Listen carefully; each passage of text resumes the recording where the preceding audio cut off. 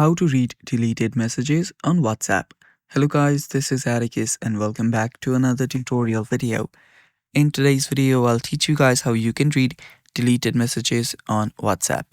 So without any further ado, let's dive right into it. So to view deleted messages on WhatsApp, what you'll need to do is you can try restoring your chats from a backup. So that's actually the only way you can do that. So first, you open up your WhatsApp. There you'll find the chats option on your settings side. So to go to setting, tap on the bottom right corner and then there you'll find your chats. Tap on it and there you'll find chat backup. Tap on that.